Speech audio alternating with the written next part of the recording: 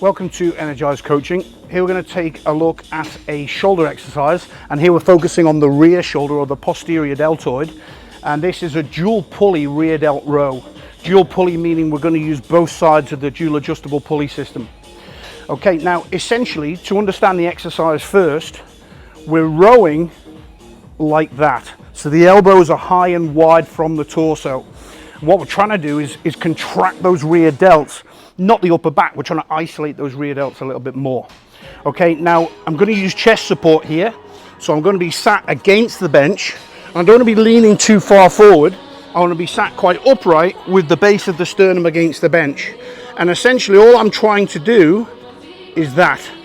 I'm going to use that as resistance. Okay, so I'm going to grab a D handle each. I'm going to take a little bit of time getting my setup right. Now real soft hands here, so soft grip. We don't want to over grip and lose tension to the forearms. And I'm going to keep my hands up. So I'm not going to drop my shoulders, I'm going to keep my hands elevated. And from there, I'm simply going to contract those rear delts and then release.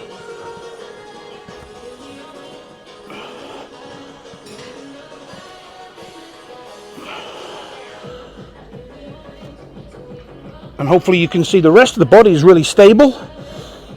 I'm utilizing the bench to stabilize the sternum, and I'm actually thinking about driving my chest into that bench as I pull.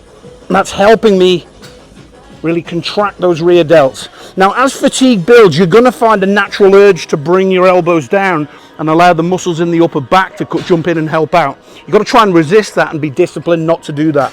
Okay, so elbows stay high, and we're really trying to just contract those rear delts and isolate them from the other muscles in the upper back.